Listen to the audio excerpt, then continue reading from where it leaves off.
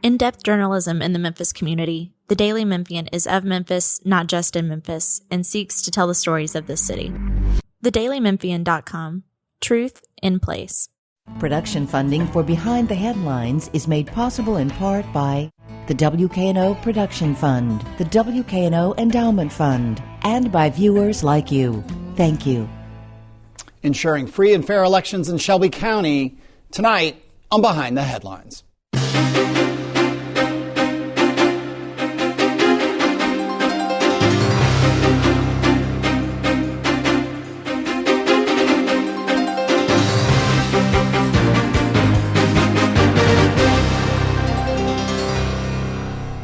I'm Eric Barnes with the Daily Memphian. Thanks for joining us. I am joined tonight by the Administrator of Elections for Shelby County Election Commission, Linda Phillips. Thanks for being here again. Well, thank you for having me. Mark Luttrell is Chair of the Shelby County Election Commission and a former County Mayor and former County Sheriff. Thanks for being here. Thank you, Eric. Along with Bill Dries, reporter with the Daily Memphian. Before we get started, I'll just remind everyone we're coming up on the next round of elections. This will be the county general and federal and state primary. Early voting starts August 6th with the election day July 17th. We're going to check that. We're going to check that with Linda in a second. But then federal and state general is November 3. We have had a number of candidates for some of the key races on already. For mayor, we had John DeBerry, the Republican candidate. We will soon have Mikkel Lowry, the Democratic candidate. We've had Democratic candidate for sheriff Anthony Buckner on the show, and we scheduled Brad Less, the Republican candidate. Those are all coming up, or you can get them at WKNO.org. But now Linda Phillips, who knows what she's talking about, is going to correct me on what date did I get wrong. Please correct me. Early voting starts July 17th and runs through August the 1st. Okay. And election day, the primary election day, is August the 6th. Okay, so I said August. Yeah, you got sorry, it August 6th. Apologies for that. As we go into yet another cycle, and one of my rants is always that we just have too dang many election days, and I think it gets confusing for voters, but I'll table that. We may get to that later. I guess my main question, I started the show talking about free and fair elections. We've talked about things before, and we'll go into the weeds of how the Election Commission works and the bipartisan nature of what you all do. But I want to, just today as we're taping this on Wednesday, President Trump has been making a push at the federal level for what's called the SAVE Act. I will poorly summarize it as the SAVE Act. It requires voters to provide documentary proof of citizenship at the time of registration and provide a photo ID at the time of voting. It's been a fight with him in Congress. I don't want to get into the politics unless you all do. I'm not trying to get in there. But that is a question that comes up. Like, how do people point to examples of a non-citizen or an immigrant or somebody who wasn't registered to vote or they vote twice? I'll start with you, Linda. How do you ensure that people who vote meet all the qualifications and aren't voting twice, aren't using someone's identity? I mean, what are those safeguards that are in place in Shelby County? Well, we have a lot of safeguards in Tennessee, and chief among them is that you are required to show photo ID when you vote. You're required to show ID when you register, and if you don't show ID when you register, then you have to vote in person. You can't vote by absentee. We have elaborate processes in place to make sure you only vote once, and we follow them very carefully. Yeah. Do you want more help from, be it the state? The state sets a certain amount of these rules, and then the federal government. Do you look and say, hey, we'd really like more of X, Y, and Z from either the federal government or the state government? Well, I think actually in Tennessee we have very strong safeguards that keep our elections fair and free, and I don't really see the need for much else, except more funding. That'd be nice. Funding that, and I'll get Mark in a second, funding that with which you would do what? Well, we rely heavily on temporary labor, and that's important, but people that only come in and work for 6 weeks and then they're gone for 3 months and they come back for 6 weeks, they don't know as much as full-time employees. And about how many people on election day will be out at these places? We'll have about 150 people at the headquarters, and we'll have about 1,000 poll workers in August. Mark, I'll bring you in. Again, I mentioned at the top you ran for office, 2 different offices. You were reelected in both those, if I'm not mistaken, turned out on those as a Republican. You're the chair now, and since 2022 we talked about before we started the show. From your point of view, again, it can be a political answer if you want, or is it just, when you look at the system, both your experience as a candidate and a winning candidate, what you see now in this time with the Election Commission, do we need more safeguards? Do we need federal laws, et cetera? No, I don't think we need any more guidance than what we have, and we have plenty of guidance right now. The Election Commission is an unusual agency in the sense that it's a state agency, but it's funded by the county, which that by design I think is to force collaboration and cooperation from the state and the county level. And it's worked quite well in Tennessee. And of course we have racial, but political balance on the board. It's probably one of the few jobs where you have to declare political alliance when it comes to balancing out the number of people that we have. So it's really a beautiful picture on Election Day in particular when you go into a polling place, you know you've got Democrats and Republicans focused on the same thing, and that's the integrity of the elections. And Tennessee over the years has, I think, done a very good job of ensuring that we have that fairness, that integrity built in. You see very little controversial about the elections in Tennessee, contrary with what you're seeing in other states across the country. And we should be proud of that as Tennesseans, that we have a system that seems to be working quite well under the conditions we have today. Okay, let me bring in Bill. If there was a law that required people to prove their citizenship at the polls when they vote, what kind of process would that be? I mean, someone bringing their birth certificate? Or? That kind of remains to be seen what the law, as I understand the SAVE Act, it doesn't require proof of citizenship to vote. It requires it when you register. About half of all Americans have a passport, which is prima facie evidence of citizenship. Birth certificates, but of course many women have married and their birth certificate name is not their current name. So you'd have to have a marriage license again to prove that you were who you said you were when you got married and changed your name. So again, it's kind of hard to speculate. I don't know. I'm sure it will be spelled out in the law. But right now, I think it would add some more layer burden to our staff. Is there a problem with people who are not citizens trying to vote in Shelby County? I've really not seen any evidence of that. We have the occasional person who registers, in a high school class. They're here on a green, the parents are here on green cards, and their social studies teacher says, now fill this out. But in every case, they're very careful to check I'm not a citizen. And so, I think the process works. All right. Well, and voter registration drives, while something like 85% of the voting age population here is registered, you still have people who will see a voter registration drive and register to vote when they're already registered, right? We do get that a lot, but Yeah. we have a very good system because we have Social Security numbers, and as long as, we search by Social Security number, if they're already registered, we thank them, tell them they're already registered, and usually all they want out of it is a new voter ID card, so we'll send them one. All right. Let's talk about the congressional races, because our congressional district lines have changed to a large degree. Memphis is now part of 3 congressional districts. It's been part of 2. How are you going to let voters know which district they're in? Well, our intention is to mail postcards to all of the households that have active voters. We're mailing even to those that didn't change, because a fair amount of voters in Shelby County did not change districts, but they'll get a postcard that said you are still in District 5 or 8, and it didn't change. If your district did change, your household got a postcard that said you were in District X and now you're in District Y. Okay. And we hope that they have to be mailed by Tuesday, and we're hoping we can get that. They're at the printers, and I'm hopeful. And you've got state funding. We do have state funding. So. All right. Mark is chairman of the Election Commission and is a former candidate. How big a change are these congressional districts?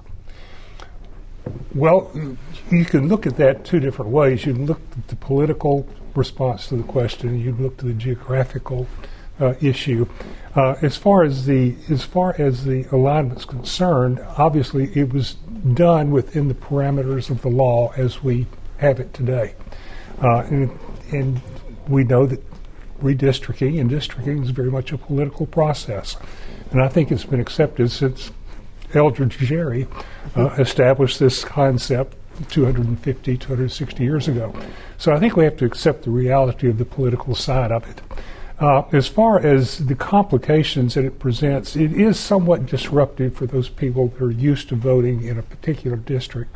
Now they find themselves in another district. And that's why we really focus on the process that Linda just outlined of trying to the point that we can, dispel that uncertainty as quickly as we can. And I would say even on election day, we're going to have systems in place. If a person shows up at the wrong place or their address is changed, we're going to give them the opportunity to get that corrected immediately. So there's a process to deal with the bureaucratic or the administrative side of it, and then the political reality of what districting is all about is just the political reality. Has it presented any complications for us? From an administrative standpoint, no complications, a lot of work. There's much that has to be done. There's a great deal of education that has to go in to working with our election workers, and we're going to be starting that process within the next few days of really gearing up for that eventuality. But nothing has been presented at this point that is in any way, we think, compromising the integrity of the process or in any way given us undue concerns. Linda, at the last Election Commission meeting, you said you're looking at some extra equipment here, kind of because of, I think you said a lot of people you're talking to are kind of upset about this. So that may result in better turnout? It's possible. I mean, voters vote when they think their vote makes a difference, or they're angry, or there's an issue that's important to them. And I think these are some issues that they're important to them. And I think perhaps I'm seeing a lot of people calling me not about running voter registration drives, because we really have a very high percentage of our citizen age eligible voters registered, but we don't have them come out and vote as well. And I think a lot of people are focusing on getting out the vote because a lot of our elections are decided at the primary. Mark, you've talked about this a lot, that something has to be done to improve this. And it's not just the job of the Election Commission to do that, right? Well, yes, and I am concerned, deeply concerned. I was concerned as a candidate, but in this last election in May, we had about a 16% turnout, and that was an improvement over 8 years ago, but still not anything to be proud of. So yes, it does gravely concern to see so few people participating in the process. The responsibility for really encouraging and working with the voters is twofold. The Election Commission has a responsibility to make sure that people understand where they vote, how they vote, that they understand and are comfortable with the equipment, and we provide a great deal of assistance on the election day to help those citizens that have questions or some uncertainties in that area. We have a responsibility to educate the public on those custodial functions of casting your vote. The other side of the equation is turning the people out, and that's really a candidate's responsibility. And some candidates see advantage in turnout, and some see a disadvantage in turnout. So it depends upon where you sit as to where you stand when it comes to the voter participation. But I'm always going to stand behind the fact that this is a democratic principle. It's not a Republican or a Democrat issue. It's a democratic principle that if we don't exercise it, then what we're going to end up with is, if you think about 16% of the people voting, and the winner wins with 35% of that, think about how few people are involved in the selection of our leaders. That, to me, should be of grave concern to all our citizens, because our citizens have plenty of concerns and complaints, but oftentimes it doesn't manifest itself with a vote. About midway through show here. One quick, just housekeeping. People, if they don't receive the card or they move something, they can also go to your website, right? Right. And They can go to shelbyvote.com. There's a banner at the top. We'll take them to the state site. We're just about to republish the local site. Our local site, lookup site, has more information than the state site. The state site would be the Secretary of State election. Actually, it's the comptroller. Comptroller election. But the link is on shelbyvote.com. Okay, so people can look at, because they may not know. I mean, it's down to the parcel level, right? And Right. where the new lines are. So, and that's also true. You always hear a story of people go and thought they were in one commission district or one school district or something. And we're So, printing all that. maps, too. Every polling place in Shelby County will have all the early voting locations of all 3 congressional districts, and then they'll have the one for their on election day for their district. How do you handle, Bill can update me here, but even in a hypothetical situation, something as controversial as redistricting, where there have been lawsuits, right?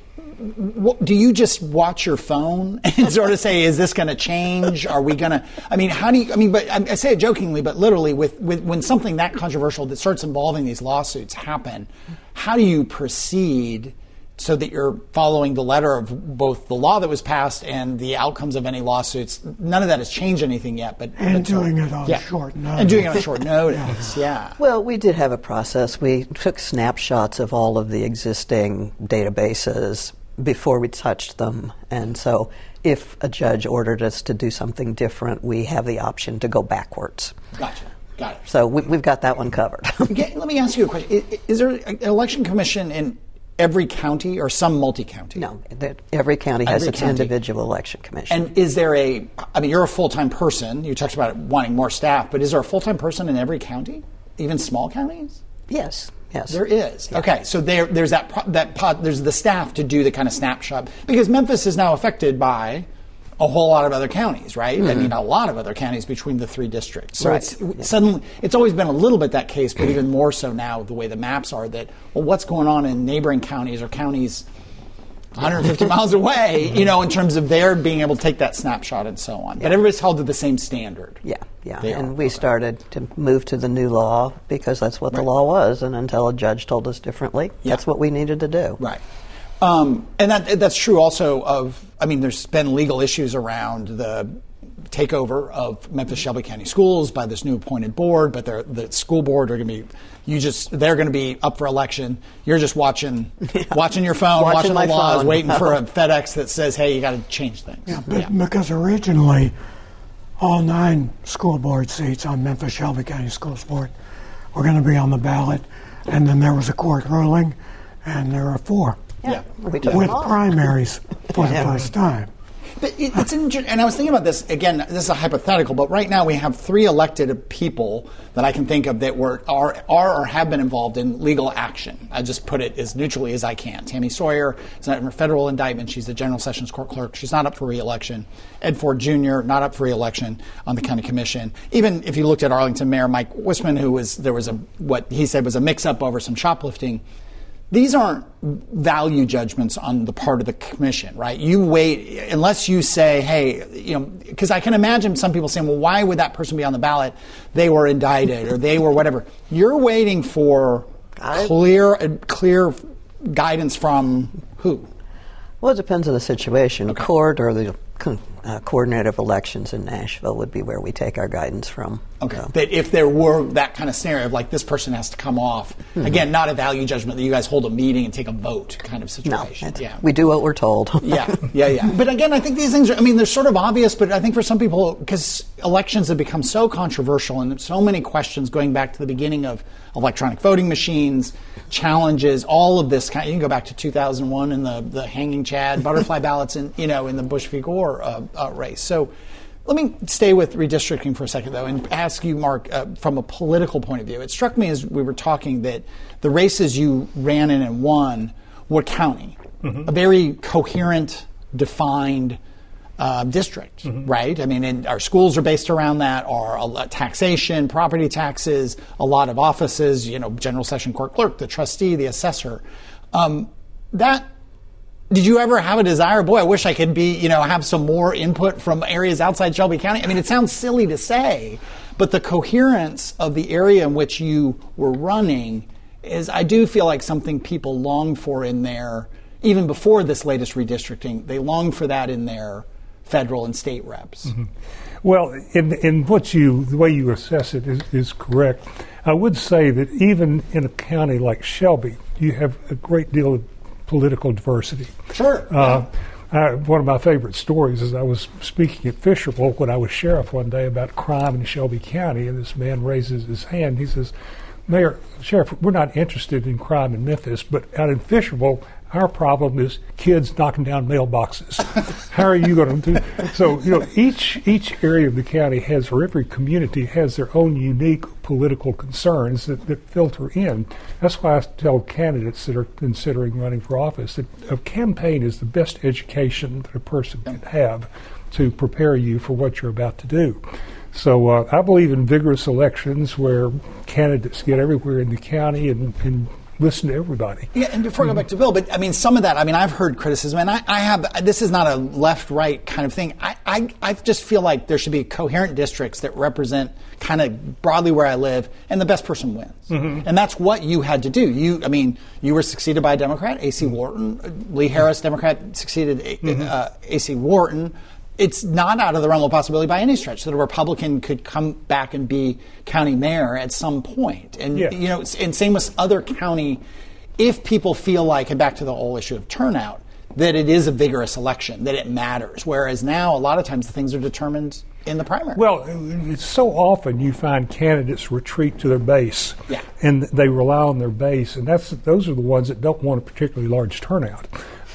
In my case, I always look forward to just getting out across the county and not necessarily talking about my Republican credentials or Democrat or my opponent's Democratic credentials, but staying away from that and focusing on what is the concern and the issue in that particular community. And it's amazing what I found across Shelby County is that because we're a very divergent county, there's a lot of differences, but on core values, there's a lot of unity. Education, safety, crime, children, poverty, jobs. Those are issues that affect all of us in a very singular way. So I always look for ways that we could find that tie that binds in a political concept. And not a lot of candidates take the time to do that.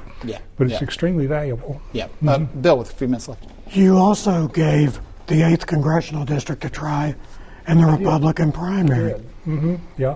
And I realized I wasn't quite conservative enough in that particular race. But that was a hard-fought primary. It was. It was 13 candidates. It was a big race.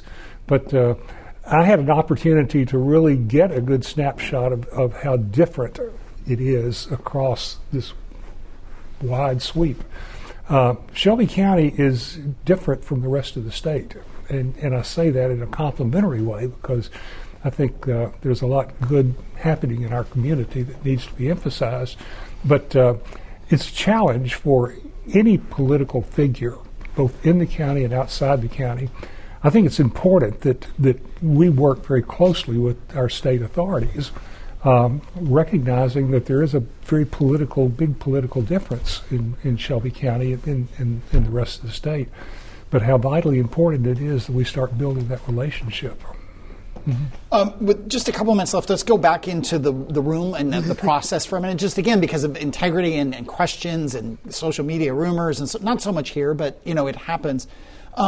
One of the things that came up in California most recently in their primary, it comes up, is these blue or red mirage. As the counting starts, one party seems to be up, and then other votes come in, and it's like we think it's a horse race, that it's happening in real time, where correct me if I'm wrong, in Shelby County and in most places, it's just the order in which things are counted. And sometimes heavily Democratic districts or heavily Republican districts end up being counted first. And as you release tallies, that's why it moves. Absolutely. It's, the people that are closest to the election or operations center tend to get there first.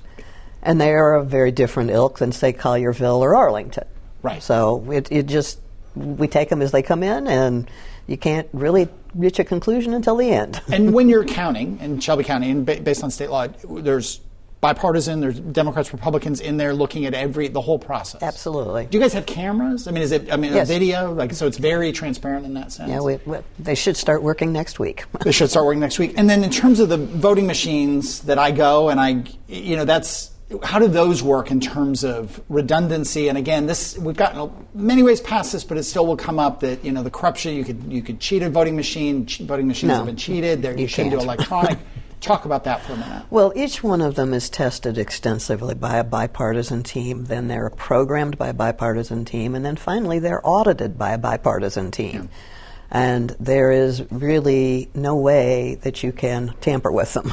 Yeah, and there's print and there's a backup. Yeah, and you have a printed backup, and that's scanned, and if we need to, we pull those out and we'll count them by hand if we have to. One more thing we could do a lot on, but in terms of what is recorded, when I go and vote, and there's been talk of federal government asking for records and checking things, what is in the record of any given citizen's voting history?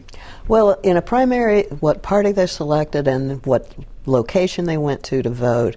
Okay. But nothing else. We don't have any idea who they voted for. Okay. And in a general, all we know is what location you voted at. There's lots of, at the federal level, even as we record this on Wednesday, President Donald Trump is, talking about really pushing for this SAVE Act, which would require, in summary, require voters to provide documentary proof of citizenship at the time of registration and a photo ID at the time of voting, meant to address what some say is not a real problem, others say is a problem of people who should be voting, not people who aren't citizens voting. What is in place in Shelby County in Tennessee to make sure the people who vote are allowed to vote legally? Well, there's two parts of it. The citizenship, of course, is checked against federal databases. So we do occasionally find someone who is questioned. Generally, what we've found is they're naturalized citizens, and they just failed to change their flag at the Department of Safety. They got a driver's license when they had a permanent resident card, and then they just didn't update that non-citizen status. But we require photo ID to vote. And so, and we look at them. We look at your picture, we look at your face, and if you're the same person. So I don't, the SAVE Act will do whatever the law says. Right. But we'll just wait and see. And I should also note that the county general and federal and state primaries are right around the corner. Early voting starts July 17th, and the actual election day is August 6th. People can go to Shelby Vote to make sure they understand where they're voting, because obviously redistricting changed some of the districts. They can also become a poll worker, a paid position, because you mentioned before we started that you need that. But let me bring in you, Mark. From the time you first ran for office, which was 2002 to now, what has changed in terms of elections, election day, and perceptions of elections? Well, the biggest change has been social media. We're just inundated with social media that didn't really exist in 2002, and we were pretty sophisticated back then. But that is probably the biggest innovation that we have seen. Also, I think we're having some difficulty really encouraging the younger generation to step up and pursue the political life. There's a lot of people that look like me that are still out there running for public office, and we need to get our younger generation a little bit more engaged. And I put some of that responsibility on the school system, and I appreciate some of the things that our schools are doing to work with the students. On civics and understanding. Yes. We actually set up dates for high school seniors to come out to the polling place. They were brought in school buses to vote. And I thought, good for them, good for schools that encourage that. Yeah. And when you say social media, is it mostly for good, mostly for bad, or it's a mixed bag? Both. Mixed bag. Mixed bag. But just a lot more of it. And people can say what they want. There's not a lot of fact-checking. But also you can get the word out. You can go vote here, vote this day. You're almost flooded with information. Let me bring in Bill Dries from the Daily Memphian. And to that point, flooding people with information, is there kind of an information overload? Mm-hmm. I think there is. I mean, even if it's accurate information, there's so much coming at you. I'm kind of stepping off into the political side of my job. I need to be very careful of that, because there's a lot of information out there flowing to the point that it's difficult for a person to get their arms around precisely what are the issues. you see candidates of one political persuasion that put more emphasis on political philosophy than they do the issues that are at hand. And I think that more focus on the issues of county government, and in the case of the races that I ran, there's so many issues that we have here that need to be addressed, and more emphasis at the local issues and the local candidates, their positions on those issues is important. Right. Linda, the congressional redistricting is a big topic with voters. How are they going to find out what district they're in here in Shelby County? Well, each household should get a postcard telling them if their district changed or if it did not, and many did not. Those will be going out starting next week. Otherwise, go to shelbyvote.com, and the banner at the top of the page can take you to the state site, which will say whether or not your district changed. Our maps are available on our website, and we will shortly have our local district locator up. And that has a little more information than a state site. And you're going to send out a notice even to people whose district remain the same. That's right, yeah. And the only thing is the federal election redistricting. Other people's, Right. their school, Nothing their county else. commission, their local mayor, any of that stuff that they might be voting on, Yeah, that is not. nothing else changed. All right. That is all the time we have. Thank you very much for being here. Again, the next election day is is August 6th, right? And early voting starts July 17th. People can go to shelbyvote.com and get information on the maps and where to go, or they can look at the state comptroller site. Okay. Thank you both for being here. Thank you, Bill. If you missed any of the show today or previous shows or upcoming shows, you can go to wkno.org and get those shows. You can also download the show as a podcast wherever you get your podcast. Go to Daily Memphian as well. But thanks very much, and we will see you next week.